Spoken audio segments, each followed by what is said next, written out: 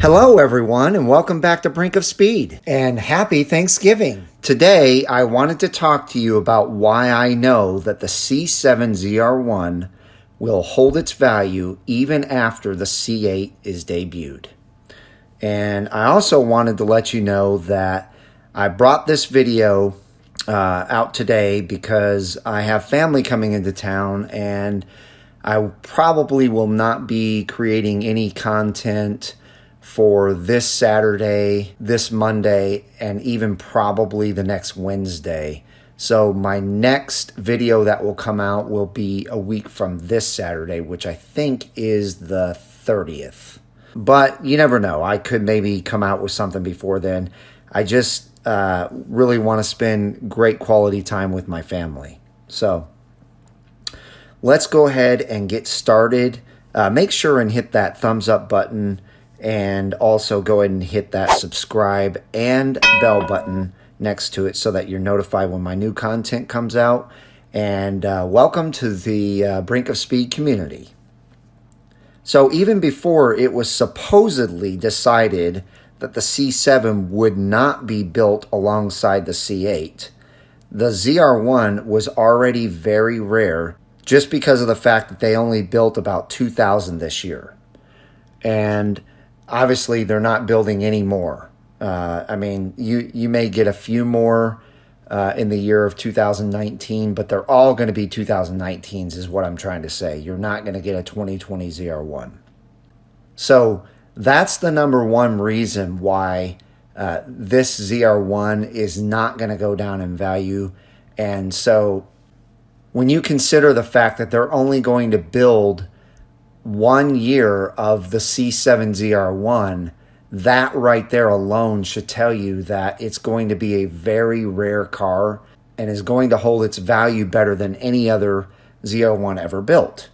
Number two, if you take a look at the historical sales numbers of the C6 ZR1, you will find that even when the C7 Z06 came out, and by the way, the C7 Z06 beat the C6 ZR1 in horsepower, torque, and then it also beat the ZR1 and the C6 ZR1 in all of the track tests. Besides the fact that the C7 overheated and the C6 ZR1 didn't. As far as the track goes, though, the C7 Z06 handled better than the C6 ZR1. And there was a reason for that. I mean, the C7 chassis is just, it's unbelievable. And then on top of that, you've got a wider body than the Corvette has ever been. So that helped. Now, it is a little bit heavier than the ZR1 was, but GM figured out a way to counteract against that. And so they are just absolutely great handling cars. Not that the ZR1 wasn't, but the Z06 is just a little better. So it was better in every way. And the C6 ZR1 still held its value. And what I'd like you to do is take a look at some of these websites that I'm going to show you real quick. So let's just go ahead and get started on Craigslist. I've narrowed things down here so that we can take a look at ZR1s that are around my area. And as you can see, there are some cars on here that are not ZR1s, but these two, or I'm sorry, this one, these are duplicates. There's only one right here, and it is a 2010. And it has 33,000 miles on it, almost 34,000 miles. It's red. And it's a 3ZR. Where did I see it's a 3? Oh, yeah, right here.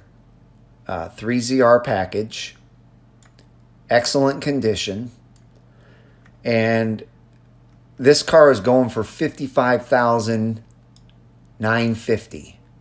It's in Arizona, so you know, and it's a one owner, so you know that it's in tip-top condition. You would have to obviously go out there and look at it, but before you bought it, but it looks like it's in excellent condition. And this car is 8 years old. It has 33,000, almost 34,000 miles on it, and it's still $55,000. That car brand new was probably right around 110.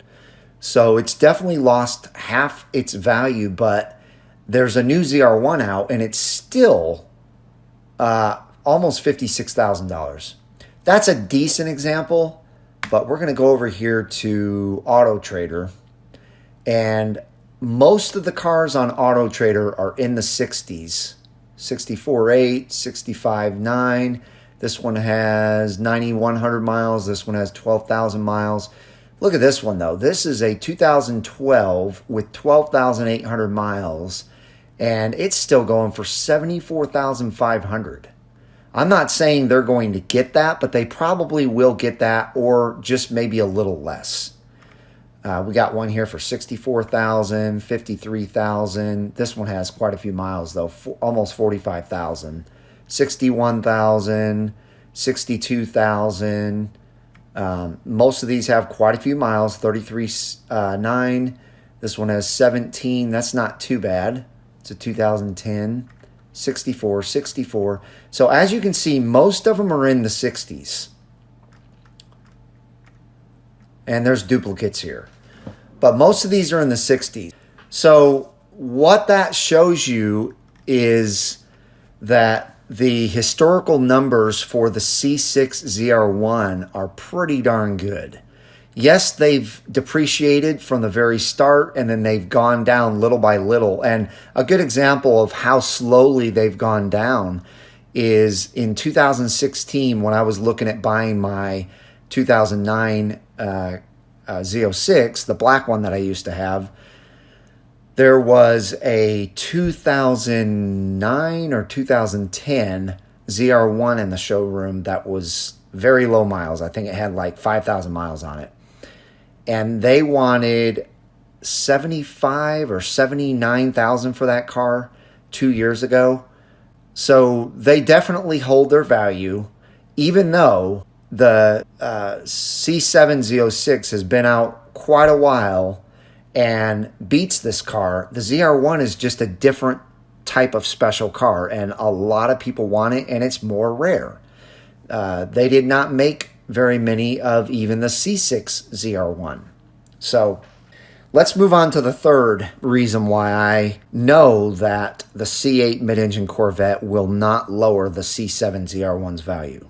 Because of the fact that this is going to be the very last ZR1 built with a front engine, and that they only built it for 1 year, the prices on the C7 ZR1 are not going anywhere, in my opinion.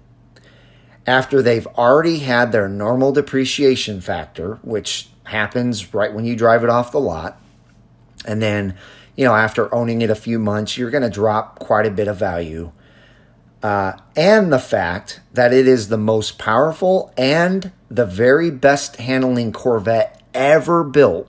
This car's value isn't going anywhere, at least until maybe the C8 ZR1 is introduced, which we know that it's probably going to be around 4 to 5 years before that happens anyway.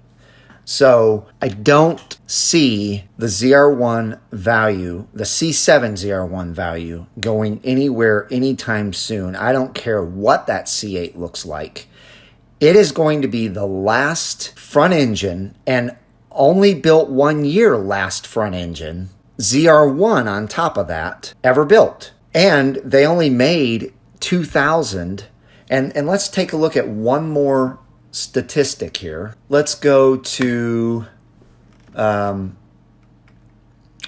a site here where it talks about the 2019 model production numbers, and it shows all of the 2019 Corvettes that have been built. Now keep in mind that there were 2018s also built at the very beginning of 2018. So those numbers aren't being shown here, but the fact that the 2019 ZR1, there was no 2018 model. This is perfectly accurate up to August 1st of this year. So if you look here at the ZR1 Coupe and the ZR1 convertible, you've got 1,018 coupes and 277 convertibles. So just under 1,300 ZR1s were built between the end of January of 2018 and the 1st of August. So that shows you how few of these cars were built. And I am 99% sure that when the new mid-engine C8 Corvette comes out, your 2019 C7 ZR1 value will stay perfectly normal. It is not going to tank or drop like other people have said. So that's going to do it, guys. I hope you enjoyed this video. I hope this, for those of you who own a C7 ZR1, I hope this gives you some confidence. And again, if you love this video, give it a thumbs up. And if you'd love to be a part of the Brink of Speed community, make sure and hit that subscribe and bell button so that you're notified when my new content comes out. I hope everyone had a wonderful Thanksgiving, and I will look forward to seeing you guys out on the road.